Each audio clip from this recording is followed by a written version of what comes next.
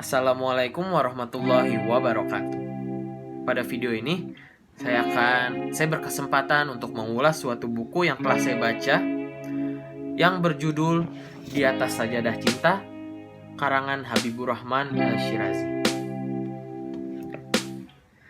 Buku ini terbit pada tahun 2006 dan diterbitkan oleh Republika Penerbit, dan tebal buku ini sejumlah 266 halaman. Sedikit ulasan sang penulis. Habibur Rahman Al-Shirazi merupakan salah satu novelis kawakan yang berasal dari Indonesia. Mahakarya yang telah ia buat sebelumnya bisa kita ambil adalah ayat-ayat cinta yang sangat terkenal hingga diangkat menjadi film. Buku ini berisi tentang kumpulan kisah-kisah Islami yang berdasar atas cerita nyata yang diambil dari beberapa tokoh inspiratif, alim ulama, bahkan orang biasa. Kisah Rasulullah pun diangkat dalam buku ini. Buku ini merupakan persembahan sang penulis kepada sang adik yang baru saja menjalani tali pernikahan dengan pasangannya. Kisah pertama yang diangkat pada buku ini sama dengan judulnya, yaitu Di Atas Sajadah Cinta. Pada cerita pertama tersebut dikisahkan seorang pria dan seorang wanita yang kehidupannya sangat jauh berbeda.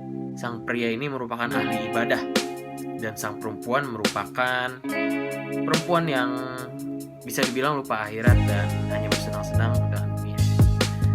Tapi suatu hari mereka dipertemukan secara tidak sengaja oleh kecelakaan yang dialami sang perempuan yang mengharuskan sang lelaki untuk membantu sang perempuan.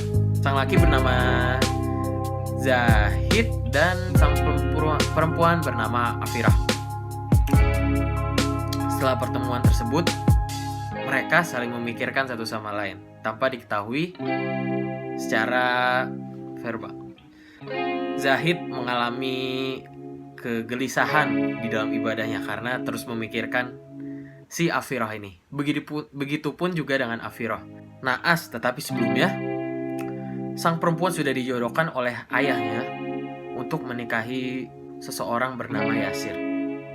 Mendengar kabar tersebut, Afirah sangat kesal dan terus meminta ayahnya untuk membatalkan lamaran tersebut. Sebelum mengetahui perihal tersebut, Zahid memberanikan diri untuk datang ke rumah sang perempuan untuk melamarnya.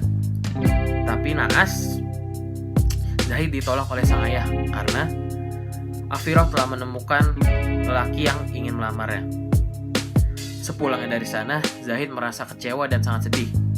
Akhirnya dia pun jatuh sakit. Setelah mengetahui keadaan Zahid, Afirah pun mengirim surat kepadanya bahwa Afirah ingin selalu bersama Zahid dan Afirah ingin menikah dengan Zahid. Tapi Afirah membawakannya dengan cara yang salah. Kemudian Zahid membalas pesan surat dari Afirah dengan kembali mengirimkan surat. Setelah Zahid mengirimkan surat, Afirah pun tersadarkan bahwa tindakan yang ia lakukan selama ini salah. Dan mulai dari situ Afirah kembali pada jalan yang benar, yaitu pada jalan Allah Subhanahu wa Ta'ala. Mulai dari situ mereka menjalani hubungan yang lebih serius sampai ke jenjang pernikahan.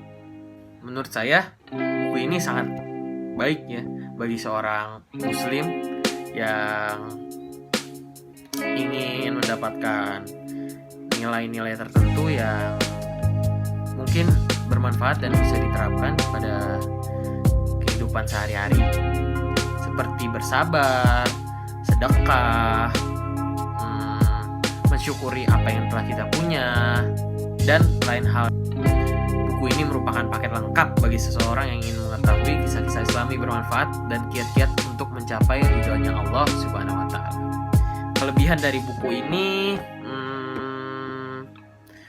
menceritakan kisah Islami yang sangat bermanfaat untuk diterapkan pada kehidupan sehari-hari tentunya.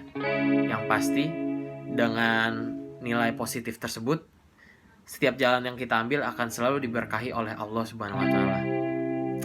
Dan kelebihan yang kedua, buku ini menggunakan bahasa yang semi formal atau bisa dikatakan agak casual, sehingga bisa dinikmati oleh semua kalangan tanpa takut adanya perbandingan kata baku dan tidak baku yang sudah tertinggal oleh zaman. Terlepas dari kelebihan yang ada, terselip beberapa kekurangan yang saya dapati dalam buku ini. Pada buku ini, beberapa kisahnya menceritakan tentang kisah cinta yang notabene-nya sudah menuju ke jenjang yang lebih serius. Jadi buku ini kurang cocok untuk dinikmati oleh kalangan anak-anak hingga remaja karena mereka masih belum terfokus pada hal tersebut. Dan kekurangan yang kedua yang saya dapati pada buku ini adalah terdapat kesalahan penulisan kata atau yang biasa disebut typo. Dan ada beberapa istilah dalam bahasa Arab yang mungkin akan membingungkan beberapa pembaca yang belum lazim dengan istilah-istilah tersebut. Terlepas dari kelebihan dan kekurangannya, buku ini merupakan buku yang bagus untuk dibaca untuk para muslimin sekalian sebagai acuan untuk tetap berperilaku positif dan tetap menjalankan syariah dan agar kita tetap dalam jalan Allah serta ridhonya. Mungkin cukup sekian ulasan buku dari saya. Kurang lebih mohon maaf jika ada kekurangan yang terdapat dalam vlog kali ini. Cukup sekian. Wassalamualaikum warahmatullahi wabarakatuh.